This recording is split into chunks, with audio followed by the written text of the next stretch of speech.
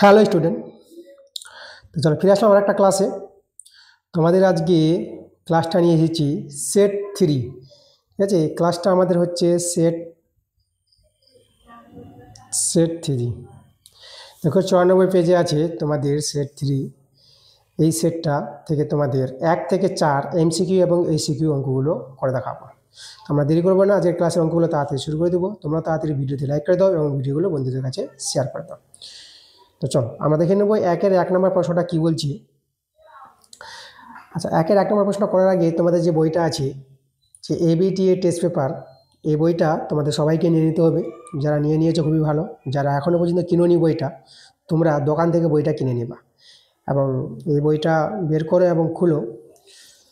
Page number 94 পেজে দেখবা, 94 পেজে তোমরা চলে এসেছো। সেট 3তে আমরা করাবো যে অঙ্কগুলো।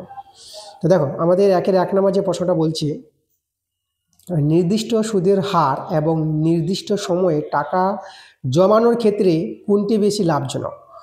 তাহলে এখানে দেখো, এই যে সুদের হার এবং নির্দিষ্ট সময়ে টাকা জমানোর ক্ষেত্রে বেশি লাভজনক হয় চক্রবৃদ্ধি সুদ না সরল সুদ। তোমাদের বলি যে চক্রবৃদ্ধি সুদের ক্ষেত্রে টাকা জমানোটা বেশি লাভজনক। আর তুমি যদি ব্যাংকে টাকা জমা রাখো এবং ব্যাংক যদি তোমাকে চক্রবৃদ্ধি সুদের হারে সুদ দেয়, তা তোমার টাকাটা কিন্তু বেশি হবে সরল সুদের চেয়ে। কারণ চক্রবৃদ্ধি সুদে কি হয়, যে তুমি 10,000 টাকা ব্যাংকে রাখলা এবং 1 বছর পর টাকাটা যদি 11,000 হয়ে যায়, তাহলে আসলটা তোমার 11,000, তাহলে 2 বছরের জন্য টাকাটা খাটবে 11,000, 10,000 খাটবে না, তখন 11,000 টাকার সুদ পাবা দ্বিতীয় বছরের জন্য। তা এভাবে প্রতি বছর সুদটা আসলের সঙ্গে যোগ হয়ে নতুন একটা আসল তৈরি হবে। তার চক্রবৃদ্ধি সুদের ক্ষেত্রে তোমাদের সবসময় লাভ হবে, হ্যাঁ, টাকাটা বেশি হবে ব্যাংকে। তাহলে এখানে কিন্তু লাভজনক যেটা হবে চক্রবৃদ্ধি সুদের ক্ষেত্রে। আচ্ছা, আমাদের 2 নম্বর যে প্রশ্নটা আছে, দ্বিঘাত সমীকরণটা দেওয়া আছে। এই দ্বিঘাত সমীকরণের বীজদ্বয় বাস্তব ও সমান হলে নিচের কোনটি সত্য। তাহলে আমরা কি করব, আমরা দ্বিঘাত সমীকরণের বীজদ্বয় বাস্তব এবং সমান যদি হয়, তাহলে দ্বিঘাত সমীকরণের যে নিরূপক 2 নম্বর, দ্বিঘাত সমীকরণের নিরূপক কাকে বলা হয়? এই যে দেখো, বি স্কোয়ার মাইনাস 4ac, এই যে বি স্কোয়ার মাইনাস 4ac, এটাকে নিরূপক বলা হয়। এবং এই নিরূপকটা শূন্যের সঙ্গে সমান হয়ে যাবে। কেন? কারণ বীজদ্বয় বাস্তব ও সমান বলেছে। বীজদ্বয় বাস্তব আর সমান হলে পরে এই যে নিরূপক, একে নিরূপক বলা হয়। বি স্কোয়ার মাইনাস 4ac এর মানটা শূন্যের সঙ্গে সমান করে দেবো। এবার এখান থেকে দেখো তোমরা, এখান থেকে যদি আমরা এর মানটা বের করি, তাহলে কিন্তু আমাদের এর মানটা, আচ্ছা এখানে দেখো যদি আমরা দেখাই যে 2 নম্বরে কোনটা অপশান আমাদের মিলবে, সেটা আমাদের চেক করতে হবে এখানে অপশানগুলো দেখে। তাহলে এখানে বি স্কোয়ার সমান সমান এসি আছে, সি নাম্বারে দেখো AC by B square by 4। দেখো আমাদের সি নাম্বার অপশানটা মিলতে পারে। কীভাবে? এখান থেকে সরল করো, আমরা এসির মানটা যদি বের করি, বি স্কোয়ার সমান সমান 4ac, মানে এসি সমান সমান পেয়ে যাবা বি স্কোয়ার বাই 4। তা দেখো সি নাম্বার অপশানটা কিন্তু আমাদের আসছে। 3 নম্বর প্রশ্নটা দেখো, অবিন্যস্ত রাশিতত্ত্বকে মানের ঊর্ধ্বক্রমে বা অধক্রমে সাজালে তাদের মধ্যমান বা দুটি মধ্যমানের গড়কে বলা হয়। সেই গড়কে কি বলবো আমরা? দেখো এটা আমরা জানি, সেই গড়কে মধ্যক বা মধ্যমা বলা হয়। সেটা আমাদের এ নম্বরের অপশানটা হবে মধ্যক বা মধ্যমা। কোনো রাশিতত্ত্বের মধ্যমা পাওয়ার যে নিয়মটা, সেই রাশিতত্ত্বগুলোকে ছোট থেকে বড় আকারে সাজাতে হয় এবং মধ্যের যে মান, বিজোড় সংখ্যা হলে পরে মধ্যের একটা মানকে মধ্যমা বলা হয়। আর জোড় সংখ্যা যদি হয় রাশিতত্ত্বগুলো, তাহলে মধ্যের দুটি মানের যে গড়কে বলা হয় মধ্যমা বা মধ্যক। ঠিক আছে, এই যে মধ্যককেই বলা হয় মধ্যমা, মনে রাখবা। আচ্ছা, এ নাম্বার অপশান আমাদের হয়েছে। এবার আমরা চলে আসবো 4 নম্বর প্রশ্নে। দুটি ঘনকের আয়তনের অনুপাত দেওয়া আছে, তাদের সমগ্র তলের ক্ষেত্রফলের অনুপাত বের করতে বলেছে। আচ্ছা, এখানে দেখো আমরা দুটি ঘনকের আয়তন, প্রথম ঘনকের আয়তন আমরা যদি বলি, আচ্ছা A1 নিলাম, A1 কিউব আর A2 কিউব, মানে দুটি ঘনকের ধারের দৈর্ঘ্য A1 A2 নিয়ে নিলাম, তাহলে আয়তন অনুপাত এভাবে হবে। এই যে কিউব হবে, ধারের কিউব আয়তন, আর এই অনুপাতটা দেওয়া আছে 8/125। তাহলে এখান থেকে তোমরা A1/A2 তার হোল কিউব করতে পারবা, তার 2/5 করে তার হোল কিউব করতে পারবা। তো ওই দিকে কিউব মানে পাওয়ার সমান আছে বলে মূল সংখ্যা সমান করে দাও। দেখো A1/A2 তোমরা এটা পেয়ে যাবে। আচ্ছা, এই মানটা কাজে লাগবে। আমাদের কি বলেছে, তাদের সমগ্রতলের ক্ষেত্রফল। আচ্ছা, সমগ্রতল বলতে ঘনকের সমগ্রতলের ক্ষেত্রফলের সূত্র 6A1² / 6A2²। প্রথম ঘনকের সমগ্রতল 6A1², আর প্রথম ঘনকের ধারের দৈর্ঘ্য A1 নিয়েছি, তার সমগ্রতলের ক্ষেত্রফল 6A1² হবে। দ্বিতীয় ঘনকের ধারের দৈর্ঘ্য A2, তার দ্বিতীয় ঘনকের সমগ্রতলের ক্ষেত্রফল 6A2²। ঠিক আছে, আচ্ছা এখানে 6 কেটে দেব, তাহলে এখানে আমরা পেয়ে যাব A1/A2 তার হোল স্কোয়ার। আচ্ছা, A1/A2-র মানটা আমরা পেয়েছি 2/5, তাহলে এখানে 2/5 লিখে দেবো তার হোল স্কোয়ার। এটা 4/25 পেয়ে যাব, এটা 4 আছে আমাদের। তা দেখো এটা আমরা 4:25, তাহলে দুটি ঘনকের সমগ্রতলের ক্ষেত্রফলের অনুপাতটা আমরা কত পেয়ে গেলাম, 4:25, মানে আমরা বি নাম্বার অপশানটা পেয়ে গেলাম। অ্যান্সার আমাদের বি নাম্বার। তারপরে 5-এর প্রশ্নটা দেখো, দুটি বৃত্ত পরস্পরকে অন্তঃস্পর্শ করলে বৃত্ত দুটির সাধারণ স্পর্শকের সংখ্যা কত হবে, সাধারণ স্পর্শকের সংখ্যা কত হবে, এভাবে আমাদের বলেছে। আচ্ছা, দুটি বৃত্ত পরস্পর অন্তঃস্পর্শ করলে, দেখো পরস্পর যদি অন্তঃস্পর্শ করে তাহলে আমাদের সাধারণ স্পর্শকের সংখ্যা জানতে চেয়েছে। আমি একটা ছবিটা এঁকে তোমাদের বলি। দেখো এভাবে যে আমাদের দুটি বৃত্ত, এই একটি বৃত্ত এবং এর মধ্যে আর একটা বৃত্ত অন্তঃস্পর্শ করেছে, মানে ভিতরে স্পর্শ করেছে, এভাবে দুটি বৃত্ত। তাহলে এখানে স্পর্শ করেছে মানে দেখো তো সাধারণ স্পর্শের সংখ্যা আমরা একটি পাবো না, তাহলে এখানে কিন্তু অ্যান্সারটা একটি হবে। দুটি বৃত্ত পরস্পরকে অন্তঃস্পর্শ করলে বৃত্ত দুটির সাধারণ স্পর্শকের সংখ্যা হবে একটি। ঠিক আছে, একটি হবে অ্যান্সারটা। সে পরের প্রশ্ন দেখো, আমরা চলে আসবো 6 নম্বর প্রশ্ন। cos θ বাই এই যে মানটা আছে, এর মানটা আমাদের দেখাতে বলেছে কত হবে। তো দেখো এই মানটা আমি তোমাদের সহজে দেখিয়ে দিতে পারবো, ওটা সহজে আছে। তাহলে এখানে তোমরা করবা এই 6 নম্বর অঙ্কটা, এটা হচ্ছে 1-এর 6 নম্বর। cos θ বাই এই যে √1 - cos² θ আছে, তাহলে এটাকে তোমরা 1 - cos² θ তোমরা sin² θ লিখতে পারবা। ওকে, তাহলে cos θ বাই, আচ্ছা এটা sin² θ আছে, √1 আছে, তো এটা sin θ হয়ে যাবে। আচ্ছা, তাহলে এখানে আমরা দেখো cos θ বাই sin θ আমরা কী পেয়ে যাবো, cot θ হয়ে যাবে না। তাহলে অ্যান্সারটা আমাদের cot θ, আমাদের এ নাম্বার অপশানটা। এবার 2-এর প্রশ্নগুলো শূন্যস্থান টাইপের প্রশ্ন আছে। 180 টাকার 1 বছরের সুদ আসল 198 টাকা হলে বার্ষিক সরল সুদের হার চেয়েছে। আচ্ছা, তাহলে এখানে আমাদের দেখো যেটা করতে বলেছি, তাহলে এখানে আমরা করব কি, সুদ আসল দেওয়া আছে না, আসল দেওয়া আছে, সুদ আসল দেওয়া আছে, তাহলে সুদ বের করে নিতে হবে 2-এর 1। তাহলে আমাদের সুদটা কত হবে, সুদ আসল থেকে 198 থেকে আসলটা বাদ দিয়ে দাও, এই যে দেখো। তাহলে এটা যদি বিয়োগ করো, এটা বিয়োগ করে তোমরা পেয়ে যাবা, এটা বিয়োগ করবা, এটা বিয়োগ করে তোমরা পাবা 18 পেয়ে যাবা। ঠিক আছে, এটা 18 হবে বিয়োগ করে, তাহলে সুদ 18 পেয়ে গেলা। তোমরা জানো সুদের সূত্র I = PTR/100। চলো এখানে বসিয়ে দাও, সুদ আমরা 18 পেলাম, আসলটা ছিল 180, আর টি এখানে 1 বছরের কথা বলেছে, তাহলে এখানে 1 বছর, আর সুদের হার যেটা আমাদের বের হবে, আর নিচে 100। আচ্ছা, এখানে 0 0 কেটে দিলাম, 18 18 কেটে যাবে, এখানে 1। তা দেখো এখান থেকে আরের মানটা বর্গমূল করো, যে 10 × 10 মানে 10%, তাহলে এখানে সুদের হারটা হয়ে যাবে আমাদের 10%।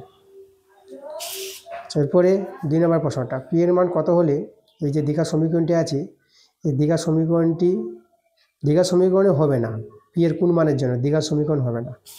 আর লক্ষ্য করে এখানে দ্বিঘাত সমীকরণ যদি না হয় তাহলে s² পদটা থাকবে না, মানে s² না থাকলেই দ্বিঘাত সমীকরণ বলবো না। তাহলে s² কখন থাকবে না, যখন আমরা p - 3 মানে s² সহগটা এটাকে শূন্য করতে হবে। আর এস স্কোয়ার সহগ শূন্য হলে এস স্কোয়ার যুক্ত পদটাই থাকবে না। আর এস স্কোয়ার যদি না থাকে সমীকরণে তার দ্বিঘাত সমীকরণ বলবো না, তাহলে এস স্কোয়ার সহগ শূন্য হতে হবে। ঠিক আছে, এই সমীকরণটি যদি দ্বিঘাত সমীকরণ না হয় তাহলে এস স্কোয়ার সহগটা কী হবে, শূন্য হবে। এখান থেকে পি এর মানটা কত, 3 পেয়ে গেলাম। তাহলে আমাদের পি এর মান বের করতে বলেছিল, আমরা 3 পেয়ে গেলাম। আচ্ছা, এবার 3 নম্বর অঙ্কটা দেখো। 3 অঙ্কটা, আচ্ছা এটা আমাদের 2/3। আচ্ছা, কস 40 ডিগ্রি প্লাস থিটা আছে মাইনাস সাইন। আচ্ছা, এখানে দেখো এটাকে আমরা এভাবে লিখতে পারবো, সাইন, এটাকে যদি আমরা একটু ভেঙে লিখি তাহলে কীভাবে লেখা যাবে দেখো, সাইন 90, এখানে দেখো এটাকে যদি আমরা সরল করি তাহলে 90 ডিগ্রি মাইনাস 40 ডিগ্রি, মানে 50 ডিগ্রিকে দেখো 90 ডিগ্রি মাইনাস 40 ডিগ্রি, আর এখানে আমাদের আছে মাইনাস থিটা। দেখো এভাবে আমরা লিখতে পারবো, মানে একটু সরল করলাম কোনটাকে, 50 ডিগ্রিকে ভেঙে 90 ডিগ্রি মাইনাস 40 ডিগ্রি করলাম। ওকে, আচ্ছা এটাকে আমরা থার্ড বন্ধনী দিয়ে দিলাম, কস 40 degree plus theta sine 90 degree, সেখানে আমরা কমন নিয়ে নেব, 40 ডিগ্রি প্লাস থিটা হয়ে যাবে, 40 ডিগ্রি প্লাস থিটা। এখানে দেখো পুরো কোণের সূত্র, সাইন 90 ডিগ্রি মাইনাস থিটা, এটাকে থিটা ধরে নিলাম পুরোটাকে, তাহলে এটা কী হয়ে যাবে, কস থিটা, থিটা বলতে 40 ডিগ্রি প্লাস থিটা। দেখো দুদিকে আমাদের সমান চলে আসলো, আমরা কেটে দিতে পারবো, কেটে গিয়ে আমাদের কী হয়ে যাবে, শূন্য হয়ে যাবে অ্যান্সারটা। এরপরে আমরা চলে আসবো 5 নম্বর প্রশ্নে, 4 নম্বর প্রশ্ন, আচ্ছা না 4। দেখো কী বলছে, দুটি সদৃশ্য ত্রিভুজে অনুরূপ বাহুগুলি ড্যাশ, দুটি সদৃশ্য ত্রিভুজ। আচ্ছা, সদৃশ্য ত্রিভুজ তোমাদের এখানে জানতে হবে, 2-4 নম্বরটা, সদৃশ্য ত্রিভুজ হচ্ছে এমন দুটি ত্রিভুজ হবে যাদের অনুরূপ বাহুগুলি সমান হবে। ঠিক আছে, মানে এ বাহুর সঙ্গে এ বাহু সমান, এ বাহুর সঙ্গে এ বাহু সমান, এ বাহুর সঙ্গে এ বাহু সমান, কোণগুলো অনুরূপ কোণগুলো সমান হবে। তাহলে এই হচ্ছে সদৃশ্য ত্রিভুজ। আর সদৃশ্য ত্রিভুজে অনুরূপ বাহুগুলি কী হয়, সমান হবে, এটা মনে রাখবা। মানে সমান বলতে সমানুপাতি, অনুরূপ বাহুগুলি সমানুপাতি। নাম দিদি না, A B C P Q R ABC ত্রিভুজ, আর ত্রিভুজ পি কিউ আর ত্রিভুজ, দুটি ত্রিভুজ সদৃশ্য হলে যে অনুরূপ বাহু আছে এ বির সঙ্গে যে পি কিউ অনুরূপ বাহু, এদের অনুপাতগুলো সমান হবে, A B by P Q সমান সমান হয়ে যাবে বিসি বাই কিউ আর সমান সমান হয়ে যাবে এসি বাই পি আর। দেখো এই যে অনুরূপ বাহুগুলি সমানুপাতিতে থাকবে, এটা সমানুপাতি অনুপাতে আছে, তাহলে অ্যান্সারটা তোমরা কি লিখবা, সমানুপাতি। এই যে অ্যান্সার জায়গা শর্ট আমি এখানে লিখে দিচ্ছি, সমানুপাতি। ওকে, এটা আমাদের হবে অ্যান্সারটা। 5 প্রশ্নটা দেখো, যদি একটি লম্ববৃত্তাকার চোঙের আয়তন ভি, ভূমি ব্যাসার্ধ আর উচ্চতা এইচ হয়, তাহলে এইচ এর মান বের করতে বলেছি। তবে এখানে আমরা এইচ এর মানটা বের করে দেখাবো তোমাদের।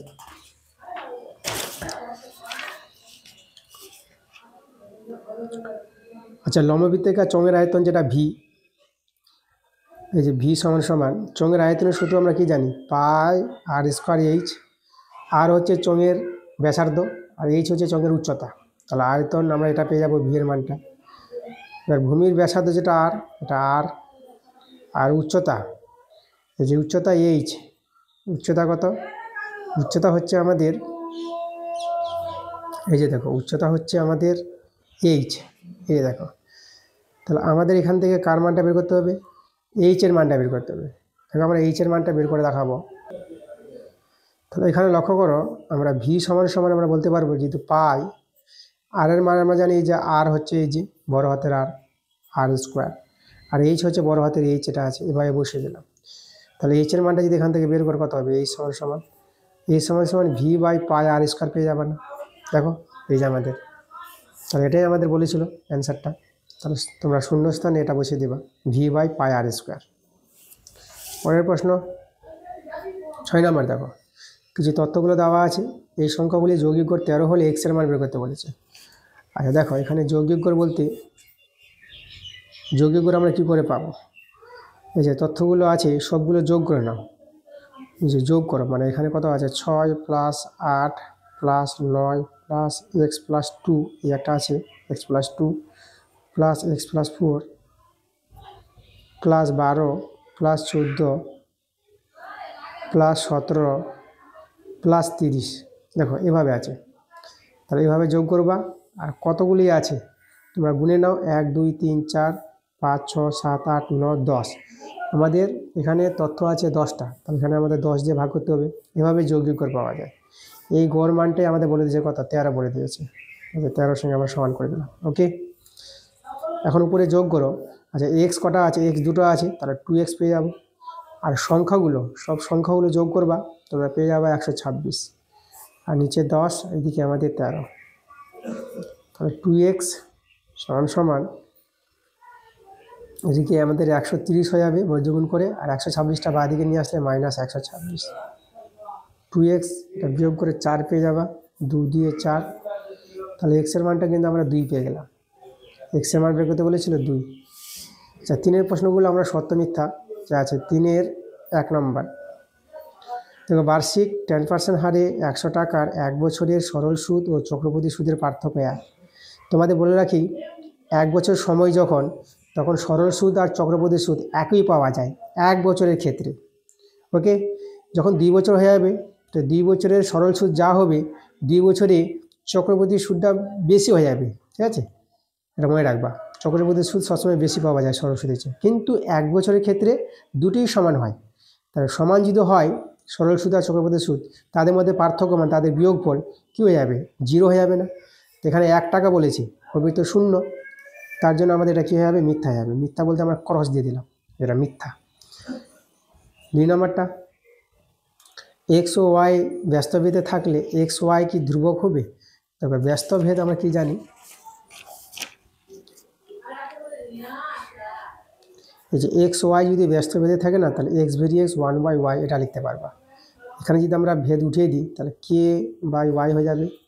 এখানে এক্স ওয়াই গুণিত কে বর্গগুণ করলে এই দেখো, তাহলে এখানে এটাকে আমরা ধ্রুবক বলতে পারবো। কে এটা হচ্ছে আমাদের অশূন্য ভেদ ধ্রুবক। তাহলে দেখো এক্স ওয়াই ধ্রুবক আসছে এটা, কিন্তু এক্স বাই ওয়াই ধ্রুবক বলেছে, এটাও কিন্তু আমাদের সত্য হলো না। তাহলে আমাদের এই যে 3-এর যে 2 নম্বর, 3-এর 2 নম্বর অঙ্কটা আমরা কি মিথ্যা পেয়ে, ঠিক আছে, এটা আমাদের মিথ্যা অ্যান্সার হবে। 3 নম্বর প্রশ্ন, দুটি এককেন্দ্রীয় বৃত্তের একটি মাত্র সাধারণ স্পর্শক থাকবে। দেখো এককেন্দ্রীয় বৃত্ত তোমরা তৈরি করো, এইভাবে একটি বৃত্ত, আর বৃত্তের মধ্যে আর একটি বৃত্ত তৈরি করলাম, যার কেন্দ্র কিন্তু একটাই। এই কেন্দ্র দিয়েই বড় বৃত্ত এবং ছোট বৃত্ত তৈরি হয়েছে। এবার এভাবে দুটি বৃত্ত যদি তৈরি হয়, তাহলে এখানে কিন্তু তোমরা সাধারণ স্পর্শক কিন্তু পাবা না এই ক্ষেত্রে। তাহলে এখানে কি বলেছে দেখো, এখানে দুটি এককেন্দ্রীয় বৃত্তের একটি মাত্র সাধারণ স্পর্শক থাকবে না। সাধারণ স্পর্শক তো আমরা পাবোই না, তাহলে এখানে একটি মাত্র বলেছে, তার জন্য তোমরা এই যে এই অঙ্কটা তোমরা অ্যান্সারটা মিথ্যা লিখবা। এটা আমাদের 2-এর 3 নম্বরটা কী হবে, 3-এর 3 নম্বরটা মিথ্যা হবে। 4 নম্বরটা দেখো, 4 নম্বরটা আমরা সত্য মিথ্যা প্রমাণ করে দেখাবো।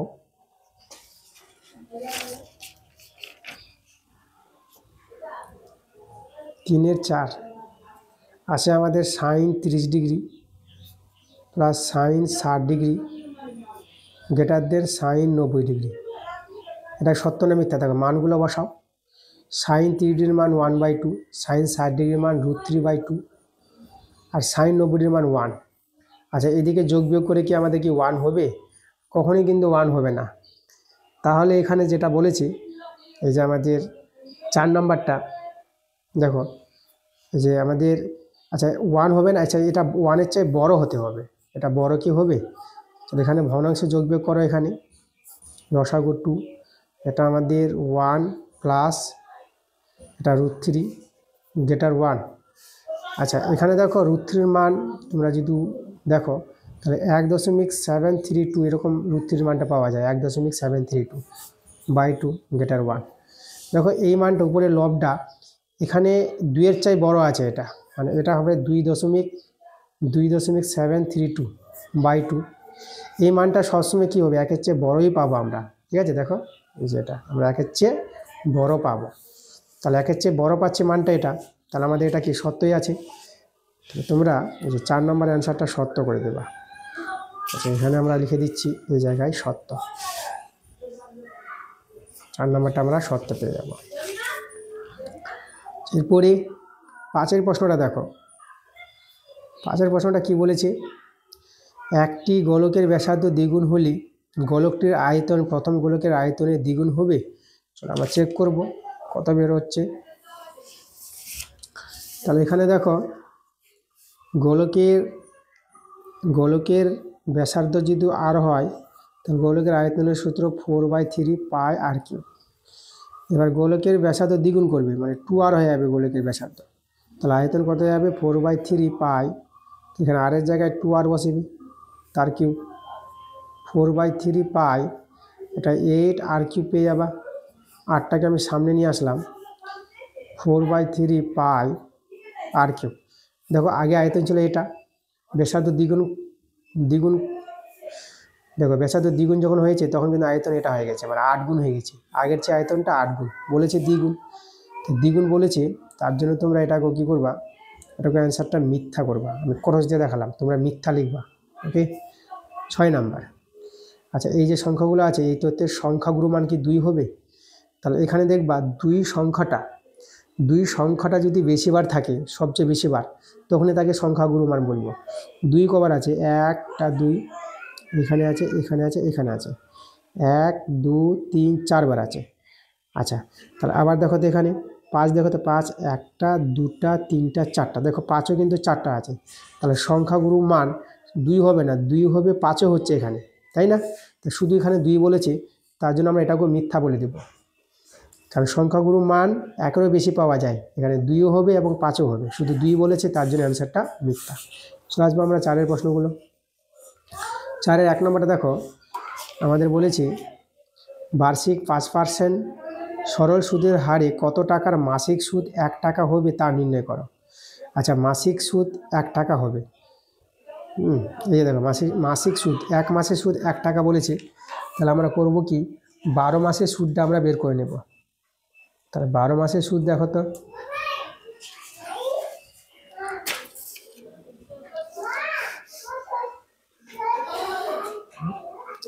চারের 1 নাম্বার। এখানে 1 মাসে, তাই তো 1 মাসের সুদ বলেছে কত, 1 টাকা। তাহলে 12 মাসের মানে 1 বছর, 12 মাসের সুদ কত হবে, 12 টাকা হয়ে যাবে না। আচ্ছা সুদ 12 টাকা পেয়ে গেলাম। আমরা জানি সুদ সমান সমান সুদ সমান সমান এই দেখো মানে PTR/100 হয়। তাহলে এখানে আমাদের আসল কত, আসলটা আমরা x ধরে নিব। আমাদের কত টাকা বলেছে, আসলটাকে আমরা x টাকা ধরে নিলাম। 12 মাস এখানে 1 বছর সময় হবে আমাদের। আর সুদের হার 5% আছে, 5/100, এখান থেকে x এর মানটা বের হবে। আসলটা আমরা x টাকা ধরে নিলাম। সরল করো, এখানে এটা কাটাকাটি করো, এটা 5 দিয়ে 10 20 পেয়ে যাবা। আচ্ছা এক্সট্রা এই যে 20 আর 12 গুণ করবা, 20 12 গুণ করে তোমার পেয়ে যাবা 240 পেয়ে যাবে। ওকে, তাহলে আমাদের আসল এটাই হচ্ছে আমাদের আসল বের করতে বলেছিল 240 টাকা। আচ্ছা এবার আমরা 4-এর 2 নম্বরটা করাবো। একটি অংশীদারি ব্যবসায় 3 জনের মূলধনের অনুপাত দেওয়া আছে। প্রথম ব্যক্তির লাভ তৃতীয় ব্যক্তির লাভের থেকে 60 টাকা কম হলে ব্যবসায় মোট কত টাকা লাভ হয়েছে। আচ্ছা মোট লাভটা আমরা ধরে নিব, মোট লাভটাকে আমরা x টাকা ধরে নিচ্ছি।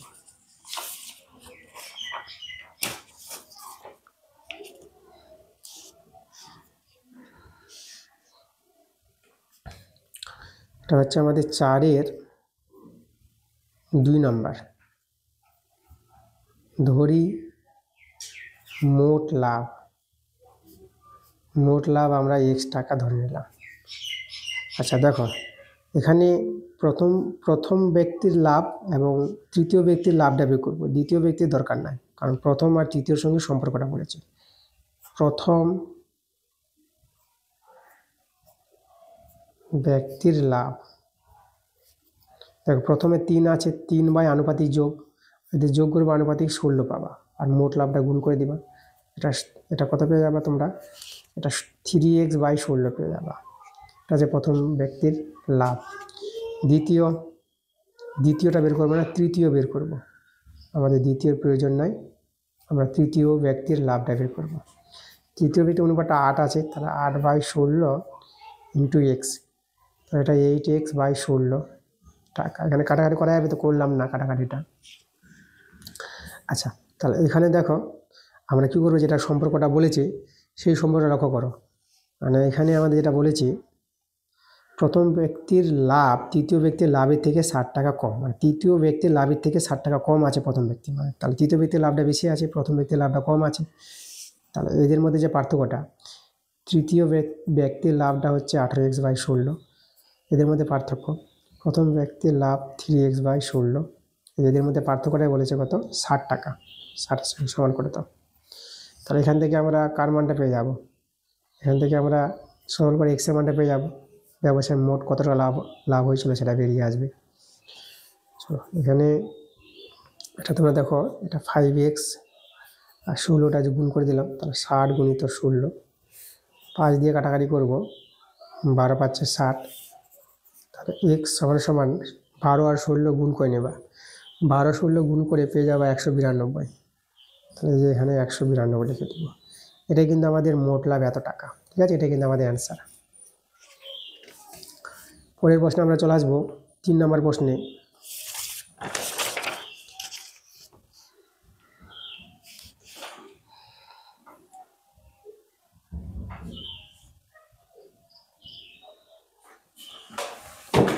তিন নম্বর প্রশ্নটা দেখো, আমাদের এখানে 4-3 নম্বর যে a/2 সমান b/3 সমান c/4 সমান 2a - 3b প্লাস 4c/p। আচ্ছা, এদেরকে সবাইকে আমরা কি করব? আমরা ধরে নিব, কে ধরে নিব, ঠিক আছে? চলো আমরা কে ধরে নিচ্ছি, কে ধরি, পি এর মানটা কিন্তু বেরিয়ে আসবে, দেখবা প্রত্যেকের মান কি। তাহলে a/2 সমান কি, তাহলে এখান থেকে এর মানটা 2k পেয়ে যাবা। আচ্ছা, b/3 সমান কে, তাহলে বি এর মানটা 3k পেয়ে যাবা। তারপরে এখান থেকে c/4 সমান কে, 4 আছে, তাহলে c সমান 4k পেয়ে যাবে। আর এই যেটা ছিল 2a - 3b 4c/p, এর মানটা তো কে। এবার এখন দেখো আমরা a b c এর মান পেয়েছি, আমরা বসিয়ে দেব। এর মানটা 2k মাইনাস 3 ইন্টু বি এর মানটা 3k প্লাস 4 ইন্টু সি এর মানটা 4k, নিচে পি, আর এইদিকে আমাদের কে আছে। কেগুলো দেখো তোমরা কাটাতে পারবা, সমান কে আছে। তাহলে এটা আমাদের 4, এটা আমাদের 9, এটা আমাদের 16, পি এখানে 1 থেকে গেল। আচ্ছা, 16 আর 4 এটা 20, 20 থেকে 9 বাদ 11, 11/p সমান 1। তো এখান থেকে বর্গগুণ করো, তাহলে পি এর মানটা কিন্তু তোমরা পেয়ে যাবে 11। এটা কিন্তু আমাদের অ্যান্সার। তারপরে আমরা চলে আসবো 4 নম্বর প্রশ্নে।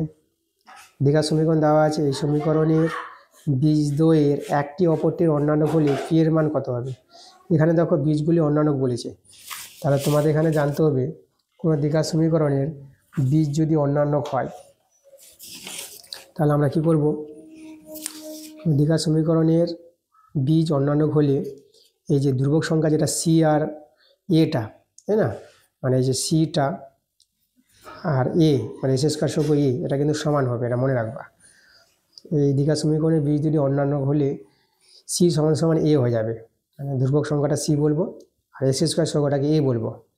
তাহলে এখান থেকে পি এর মানটা কত হবে? -4 থেকে +4 মানে 8 হয়ে যাবে। তাহলে পি এর মান বের করতে বলেছিল, আমরা 8 পেয়ে গেলাম। 5 নম্বর প্রশ্ন, ত্রিভুজ এবিসি বিসি বাহু সমান্তর সরলরেখা এবি ও এসিকে যথাক্রমে পি ও কিউ বিন্দুতে ছেদ করে যদি এপি 4 সেমি, কিউসি 9 সেমি, পিবি সমান এ কিউ হয়, তাহলে পিবি এর দৈর্ঘ্য বের করতে বলেছে। চলো আমরা ছবিটা তৈরি করি, ছবিটা তৈরি করে আমরা সহজেই করতে পারবো। তো এখানে লক্ষ্য করো,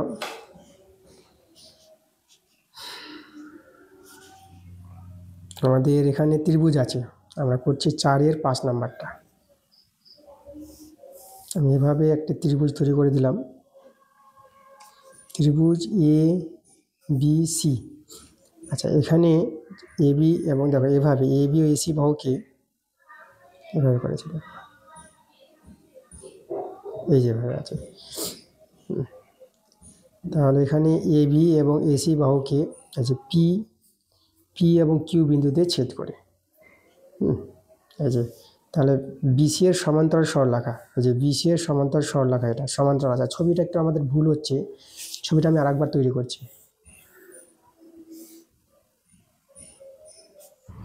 এইভাবে আমি তৈরি করলাম, আবার হলো না ছবিটা, দেখো আবার খারাপ হয়ে গেল। সমান্তরাল দেখাতে হবে তো, এটাকে বাদ দিব, এটাকে বাদ দেবো। তাহলে আমি ছবিটা এইখানে চলে আসছে, দেখো। তাহলে এখানে আমরা 4-এর 5 নাম্বারটা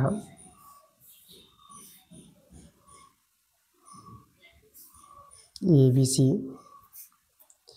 এবি এবং এসি বাহুর পিসি বাহুর সমান্তরাল সরলরেখা, এই যে আমাদের পি কিউ আছে, পি কিউ, এই যে বিসির সঙ্গে, মানে এখানে বিসি সমান্তরাল পি কিউ আছে, এটা বলে দিয়েছে। বিসি বাহুর সমান্তরাল সরলরেখা, দেখো এই যে বলেছে প্রশ্নটা, যে বিসি বাহুর সমান্তরাল সরলরেখা এবি এবং এসিকে পি কিউ বিন্দুতে ছেদ করে, এটাই বলেছে আমাদের প্রশ্নে। আচ্ছা, তাহলে এভাবে যদি হয়, তাহলে আমরা থ্যালাসের উপপাদ্য থেকে পাবো এপি এপি বাই পিবি সমান সমান এ কিউ বাই কিউসি, এটা পাবো কিন্তু আমরা। আচ্ছা, মানগুলো দেখো আমরা বসিয়ে দেবো। এপি আমাদের কত, এপির মান দেওয়া আছে, দেখো এপি 4 দেওয়া আছে, 4 সেমি। পিবির মান বের করতে বলেছে, এ কিউ সমান সমান পিবি বলে দিয়েছে, দেখো এ কিউর মান পিবি, তাহলে এ কিউর জায়গায় আমরা পিবি লিখে দিয়েছি, পিবির মান দরকার। কিউসির মান দেওয়া আছে, কিউসির 9, যে 9 মানগুলো বসিয়ে দিলাম। তো এখানে বর্গমূল করলে পিবি তার হোল স্কোয়ার পেয়ে যাবা, এটা 4 × 9। তাহলে পিবি স্কোয়ারটা ছাড়লে এর বর্গমূল, 4-এর বর্গমূল 2, আর 9-এর বর্গমূল, এটা তোমরা 3 পেয়ে যাবা। তা পিবির মান দেখো 6 সেমি পেয়ে গেলাম, এটা কিন্তু আমাদের অ্যান্সার। পরের প্রশ্ন আমরা চলে আসবো 6 নম্বর প্রশ্নে। এই দেখো 6-এর প্রশ্নটা কি বলেছে, ও কেন্দ্রীয় বৃত্তের ব্যাসার্ধের দৈর্ঘ্য 5 সেমি, ও বিন্দু থেকে 13 সেমি দূরত্বে পি একটি বিন্দু, পি কিউ এবং পি আর বৃত্তের দুটি স্পর্শক হলে পি কিউ ও আর চতুর্ভুজের ক্ষেত্রফল বের করতে বলেছে। ভালো প্রশ্ন। দেখো প্রশ্নটার সমাধানটা আমি তোমাদের করে দেখাচ্ছি। ছবিটা আগে তৈরি করছি, ছবি তৈরি করলে তোমরা প্রশ্ন ভালো বুঝতে পারবা। ওকে, 6 নম্বর তো, এই দেখো আমাদের 4-এর 6 নম্বরটা করতে। আমাদের একটি বৃত্ত আছে, কেন্দ্র আছে, কেন্দ্রের আমাদের ও কেন্দ্র বলেছে, ও কেন্দ্র। আচ্ছা, কেন্দ্র থেকে দূরত্ব 13 সেমি দূরত্বে, এইভাবে 13 সেমি দূরত্বে আমাদের একটা পি বিন্দু আছে। সেই পি বিন্দু থেকে বৃত্তের উপর দুটি স্পর্শক আছে। আমি দুটি স্পর্শক নিয়ে নিচ্ছি। এখানে একটা স্পর্শক আমরা এখানে পি কিউ স্পর্শক নিয়ে নিলাম, একটা স্পর্শক নিলাম, এখানে একটা নিলাম পি আর স্পর্শক, এই বিন্দুতে পি আর স্পর্শক। এবার ব্যাসার্ধগুলো যোগ করি, এই যে আমাদের ব্যাসার্ধ ও কিউ, আর ও আর আমাদের ব্যাসার্ধ। আচ্ছা, তাহলে আমাদের দেখো যে এখানে তৈরি হলো আমাদের কোন চতুর্ভুজটা, পি কিউ ও আর, ঠিক আছে। তাহলে পি কিউ ও আর এই চতুর্ভুজটা, এই চতুর্ভুজের ক্ষেত্রফল বের করতে বলেছে। তা দেখো লক্ষ্য করো এখানে, আচ্ছা এখানে বাহুগুলো কিন্তু একটু মানে সোজা নাই, এক সরল রেখায় নাই, একটু ইয়ে হয়ে থাকবে, হ্যাঁ হেলে থাকবে বাহুটা। আচ্ছা, তাহলে এখানে আমাদের কি জানতে হবে, যে কোনো স্পর্শকের উপর কেন্দ্রগামী ব্যাসার্ধ পরস্পর লম্ব হয়, এই কোণটা আমাদের 90 ডিগ্রি। একইভাবে এই কোণটা আমরা 90 ডিগ্রি পেয়ে যাব। স্পর্শকের উপর কেন্দ্রগামী ব্যাসার্ধ পরস্পর লম্ব। তাহলে ত্রিভুজগুলো সমকোণী ত্রিভুজ। আমাদের যে ব্যাসার্ধ আমাদের দেওয়া আছে 5, আর ওপিটা দেওয়া আছে কত, 13। ঠিক আছে, এই ব্যাসার্ধ 5, ওপিটা 13। তাহলে সমকোণী ত্রিভুজের দেখো তো আমরা এই যে পি আর বাহুটা পেয়ে যাব। তাহলে এখানে এখানে এখানে অতিভুজ আমাদের কিন্তু ওপি। তাহলে আমি যদি বলি অতিভুজ স্কোয়ার, মানে ওপি স্কোয়ার সমান সমান পি আর স্কোয়ার প্লাস ও আর স্কোয়ার। এই সমকোণী ত্রিভুজ থেকে নিলাম, এই সমকোণী ত্রিভুজটা নিলাম। তাহলে এখান থেকে আমরা কার মান পাবো, পি আর মানটা পেয়ে যাব, P R square O P square minus O R square হয়ে যাবে। ওপি হচ্ছে আমাদের কত 13, 13 স্কোয়ার। ওআর হচ্ছে আমাদের 5 ব্যাসার্ধ, যেটা বলে দিয়েছে 5 স্কোয়ার। এটা 169 পাবা, এটা 25, বিয়োগ করে 144 পেয়ে যাবা। তা পি আর স্কোয়ার যদি 144 হয় তাহলে পি আর কত পাবো, বর্গমূল 12 পেয়ে যাবা। দেখো এর মানটা 12 পেয়ে গেলাম। এখন সমকোণী ত্রিভুজের ক্ষেত্রফল আমরা যদি বলি ত্রিভুজ, এটা কিন্তু সমকোণী ত্রিভুজ। সমকোণী ত্রিভুজ পি আর ও এর ক্ষেত্রফলটা আমরা কি জানি, হাফ ইন্টু ভূমি, ভূমি 12 নিয়ে নিলাম, আর লম্ব আমরা ও আর নিয়ে নিলাম। ও আর মানে 5, এই যেটা ভূমি পি আরটা, আর লম্ব হচ্ছে ও আরটা। এইভাবে সমকোণী ত্রিভুজের ক্ষেত্রফল এটা এটা আমরা করলাম। দেখো 2 × 6 = 12, আর 6 × 5 = 30। তাহলে এর যদি ক্ষেত্রফল 30 হয় তাহলে এরও ক্ষেত্রফল 30 হবে। তাহলে অতএব এখানে দেখো আমাদের যে বলেছিল পি কিউ ও আর, পি কিউ ও আর এই চতুর্ভুজের ক্ষেত্রফল, চতুর্ভুজের ক্ষেত্রফল বের করতে বলেছে। কত হবে, এই যে এই ত্রিভুজের ক্ষেত্রফল প্লাস এই ত্রিভুজের ক্ষেত্রফল, দুটি ত্রিভুজের ক্ষেত্রফল আমরা সমান পাবো এখানে, এই ত্রিভুজটা। ওকে, আচ্ছা, তাহলে এখানে আমাদের এত বর্গ সেমি, এটা যোগ করে তোমরা পেয়ে যাবা 60 বর্গ সেমি। এটা কিন্তু আমাদের অ্যান্সার। পরের প্রশ্ন আমরা চলে আসবো 7 নম্বর প্রশ্নে।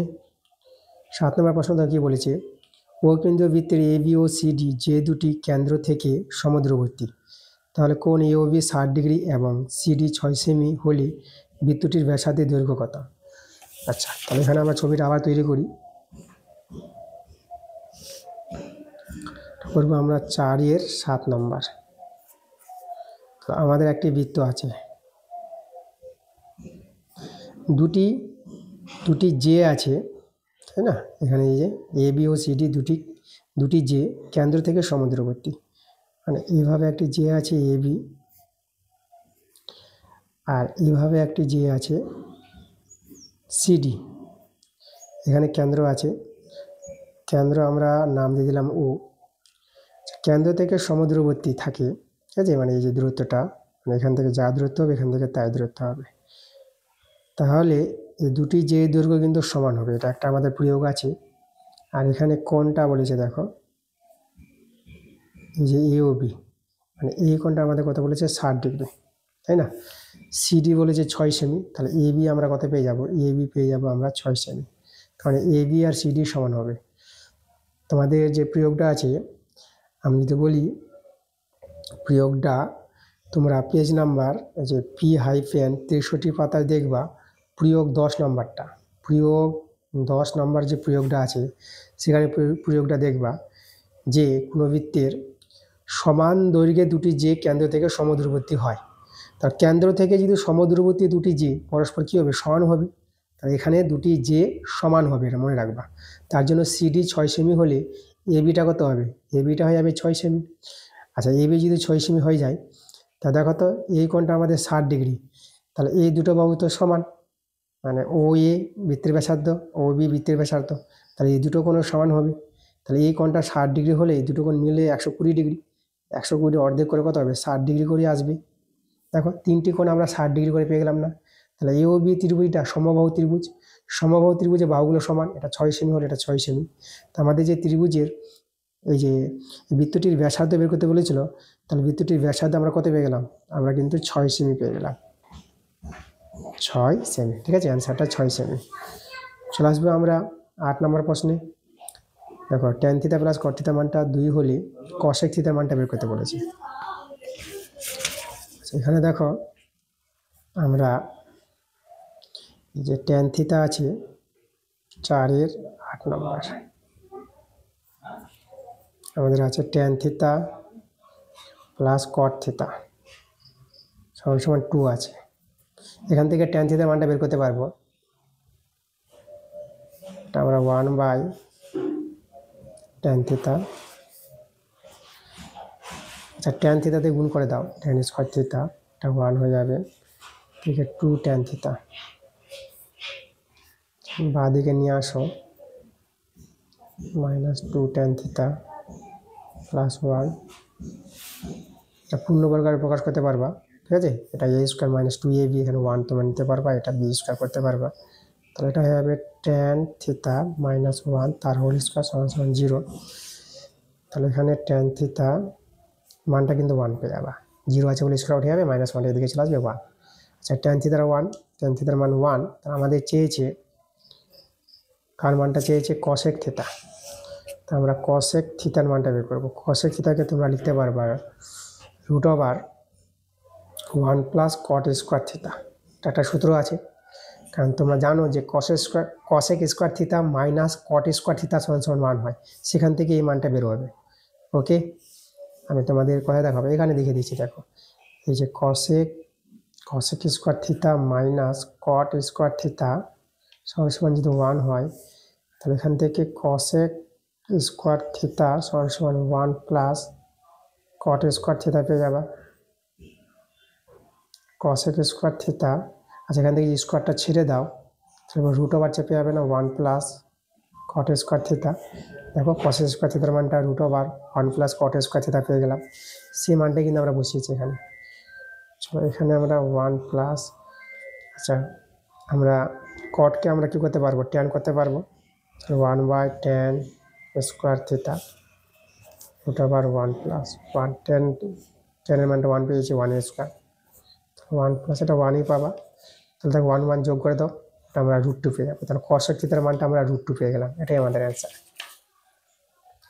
আচ্ছা এরপরে আমরা চলে আসবো 9 নম্বর প্রশ্ন।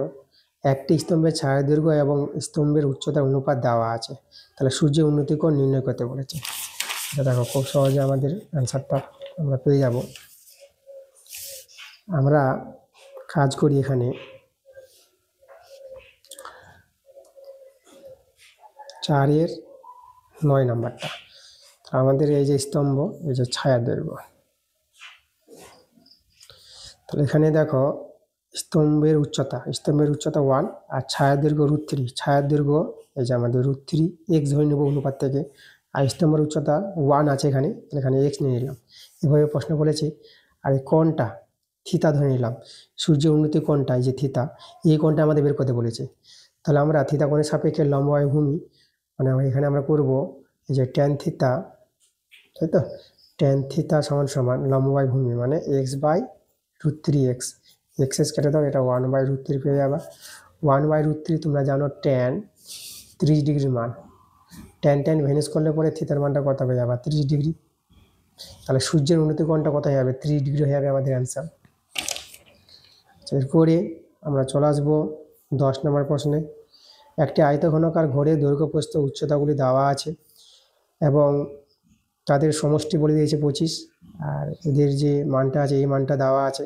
তাহলে ঘরটির মধ্যে যে বৃহত্তম দণ্ডটি রাখা যাবে তার দৈর্ঘ্য।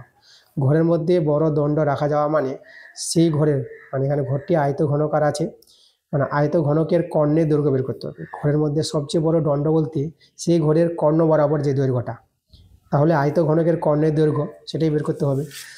দেখো তোমাদের ভালো প্রশ্ন আছে এখানে। তাহলে আমাদের এখানে কি দেওয়া আছে, আমাদের এখানে প্রশ্ন হচ্ছে 4-এর, এটা 10 নম্বর। আমাদের এখানে a plus B plus C সমান 25 দেওয়া আছে না। আচ্ছা আমরা উভয় পক্ষে বর্গ করে নিই, a plus B plus c তার হোল স্কোয়ার 25-এর স্কোয়ার। চলো এখন a plus B plus c তার হোল স্কোয়ার একটা সূত্র আছে, a square plus B square plus C square plus 2 into ab plus bc plus c, আর 25-এর বর্গ তোমরা পেয়ে যাবা 625।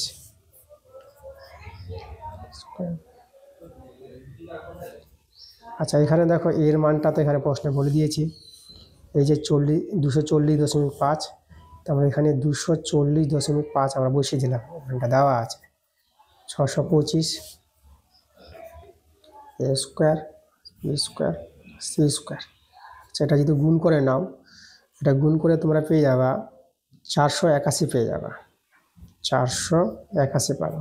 625 a square plus B square plus C square, এটা এদিকে এসে বিয়োগ হবে, এই দুটো বিয়োগ করবা, বিয়োগ করে তোমরা 144 পেয়ে যাবা। ঠিক আছে, 625 থেকে 481 বিয়োগ করে। আচ্ছা এবার আমরা করবো কি, রুট ওভার চাপিয়ে দিলাম, তাহলে এরপর রুট ওভার চাপিয়ে দাও, উভয় দিকে একই জিনিস করতে পারবা। এই বর্গমূলটা 12। দেখো আয়ত ঘনকের যে কর্ণের দৈর্ঘ্য সূত্র, রুট ওভার দৈর্ঘ্য স্কোয়ার প্লাস প্রস্থ স্কোয়ার প্লাস উচ্চতা স্কোয়ার, এবিসিগুলো দৈর্ঘ্য প্রস্থ উচ্চতা আছে। তো এটি হচ্ছে আয়ত ঘনকার ঘরের কর্ণের দৈর্ঘ্য, যেটা আমরা 12 পেয়ে গেলাম। তাহলে ঘরের মধ্যে সবচেয়ে বড় যে দণ্ড রাখা যাবে কত দৈর্ঘ্যের, এই যে 12, এখানে এককটা দেখে নেব, 12 একক, এই যে 12 একক দৈর্ঘ্যের একটি দণ্ড রাখা যাবে। তো এটা কিন্তু আমাদের অ্যান্সার। এরপরে 11 নম্বর প্রশ্নটা দেখো, আমরা চলে আসবো 11 নম্বর প্রশ্নে।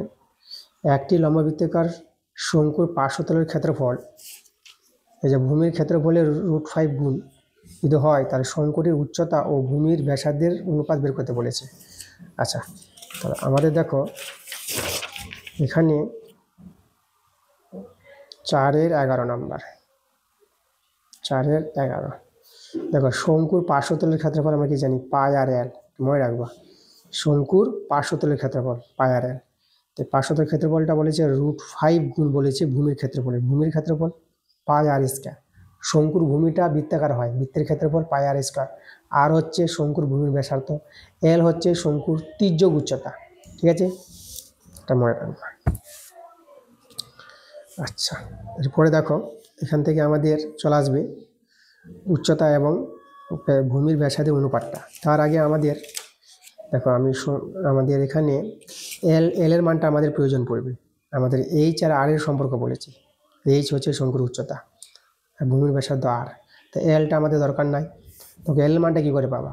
আচ্ছা, আমি এখানে তোমাদের শঙ্কুর ছবিটা তৈরি করি আগে। এইভাবে তোমরা শঙ্কুর একটা ছবি তৈরি করবা। ভূমি ব্যাসার্ধ আর, উচ্চতা এইচ, তির্যক উচ্চতা এল, এই যে দেখো। তাই এটা তো সমকোণী ত্রিভুজ দাঁড়াবে এখানে। এখানে এই যে অতিভুজ স্কোয়ার সমান এইচ স্কোয়ার প্লাস আর স্কোয়ার পেয়ে যাবা। তো এল এর মান হচ্ছে আমাদের এটা। ঠিক আছে, তাহলে এখানে আমরা পুট করে দেবো এই জায়গায়। আচ্ছা, তোমরা পাই কেটে দাও, আর এখানে আর কেটে দাও, তাহলে এখানে একটা আর। তাহলে আমাদের এখানে দেখো এল এর মানটা, এলটা যদি বের করি এল কত হবে, তাহলে √ দিয়ে আসবে, এইচ স্কোয়ার প্লাস আর স্কোয়ার, এল আছে। তো এলের জায়গায় বসাবো √ এইচ স্কোয়ার প্লাস আর স্কোয়ার, আর এদিকে আমাদের থেকে গেল √5 ইন্টু আর। উভয় দিকে বর্গ করো, বর্গ করলে রুটটা উঠে যাবে, এইচ স্কোয়ার প্লাস আর স্কোয়ার, আর এখানে এটা 5 ইন্টু আর স্কোয়ার পেয়ে যাবে। ঠিক আছে, 5 আর স্কোয়ার, তাহলে এইচ স্কোয়ার সমান আর স্কোয়ার এদিকে নিয়ে এসে বিয়োগ হয়ে 4 আর স্কোয়ার পেয়ে যাবা। এখানে 5টা আর স্কোয়ার, এখানে একটা আর স্কোয়ার বিয়োগ। আচ্ছা, আগে উচ্চতা আছে, ঠিকই আছে, আর স্কোয়ারটা এখানে নিয়ে আসলাম, এটা আমাদের 4। আচ্ছা, এরপরে দেখো আমরা এটাকে কি করব, এটাকে আমরা h/r করি তার হোল স্কোয়ার, আর এটাকে আমরা দেখো 2/1 করে তার হোল স্কোয়ার করলাম। 4 কে এটা করতে পারবা। পাওয়ার দেখো সমান, তাহলে এখানে মূল সংখ্যা সমান 2/1, তাহলে অনুপাতটা h/r সমান 2:1 হয়ে যাবে। তাহলে শঙ্কুর উচ্চতা এবং ভূমির ব্যাসার্ধের অনুপাতটা কত পেয়ে গেলাম, 2:1, এটাই আমাদের অ্যান্সার। পরের প্রশ্ন, এই যে 12 নম্বর প্রশ্ন দেখো, প্রথম 2n+1 সংখ্যক ক্রমিক স্বাভাবিক সংখ্যার মধ্যবর্তী সংখ্যাটা, ঠিক আছে, মধ্যবর্তী সংখ্যা বলে দিয়েছি যেটা মধ্যমান হলে n এর মানটা কত। ভালো প্রশ্ন আছে, দেখো এটাকে আমরা এভাবে করব।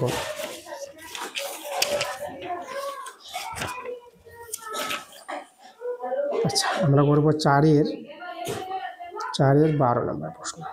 আমরা চলে এসেছি আজকের ক্লাসের শেষ প্রশ্ন, তোমাদের 1 থেকে 4 নম্বর প্রশ্ন আজকে করাবো। তো ক্লাসটা ভালো লাগলে অবশ্যই তোমাদের ভিডিওতে লাইক করতে হবে, ভিডিওগুলো বন্ধুদের কাছে শেয়ার করে দিতে হবে, এবং যারা নতুন আছো, যারা এখনও পর্যন্ত আমার চ্যানেলটাকে সাবস্ক্রাইব করোনি, তোমরা তাড়াতাড়ি করে আমার চ্যানেলটাকে সাবস্ক্রাইব করে নাও এরকম ক্লাস পাওয়ার জন্য। তো দেখো এখানে আমাদের যে জিনিসটা আমাদের জানতে হবে, সেই জিনিসটা দেখো মধ্যমা কি করে পাওয়া যায়। এবার তোমাদের বলে দিচ্ছি, যদি n, এই যে nটা যদি অযুগ্ম যদি হয়, মানে বিজোড় সংখ্যা, ঠিক আছে, অযুগ্ম যদি হলে, তাহলে n অযুগ্ম হলে মধ্যমা যে পাওয়া যায়, মধ্যমার যে সূত্র পাওয়ার নিয়ম, সেটা পাওয়া যাবে n+1/2। ঠিক আছে, এইভাবে একটা মধ্যমা তৈরি হয়। এততম যে পদটা, এটাই হবে আমাদের মধ্যমা।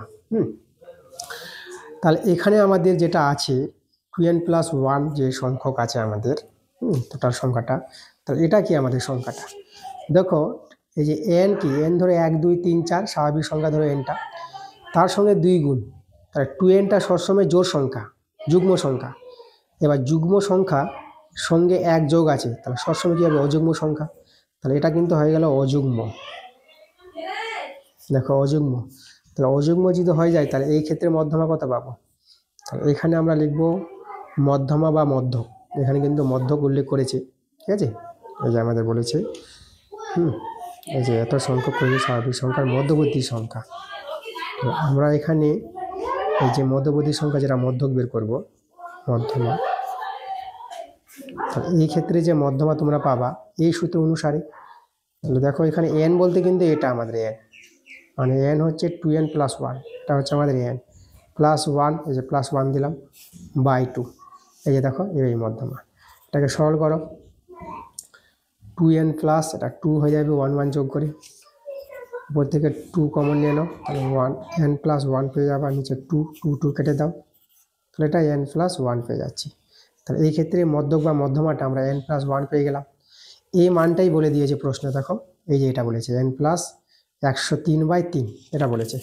তাহলে আমরা প্রশ্ন অনুসারে লিখতে পারবো এই যে n+1 এটাই সমান সমান n+103/3, এটাই দেওয়া আছে, তার দুটো আমাদের সমান। আচ্ছা, তাহলে আমরা এখান থেকে n এর মানটা সহজে বের করে নিতে পারবো। বর্গমূল করলে 3n+3, এটা n+103। আচ্ছা, এটার সঙ্গে এটা বিয়োগ করলে এটা 2n পেয়ে যাবে, আর 103 থেকে 3 বিয়োগ করে এটা 100 পেয়ে যাবে, 2 দিয়ে কাটাকাটি করো, এটা 50। তাহলে n এর মানটা কত হবে? 50 হবে। n এর মান বের করতে বলেছিল, এটাই কিন্তু আমাদের অ্যান্সার। তো দেখো আমাদের আজকের ক্লাসের যে সেট 3 আমাদের অঙ্কগুলো আমি করে দিলাম, যে 94 পেজে যে অঙ্কগুলো ছিল, ঠিক আছে? এর পরবর্তী ক্লাসটা যে পার্ট 2 ক্লাস, বড় প্রশ্ন, 5 থেকে বড় প্রশ্ন শুরু, এই ক্লাসটা তোমাদের তাড়াতাড়ি চলে আসবে। ক্লাসটা ভালো হলে অবশ্যই তোমাদের ভিডিওতে লাইক করতে হবে, ভিডিওগুলো বন্ধুদের কাছে শেয়ার করতে হবে। তাহলে আবার তোমাদের পরবর্তী ক্লাস আমি খুব তাড়াতাড়ি নিয়ে চলে আসবো। ততক্ষণ তোমরা সবাই ভালো থেকো।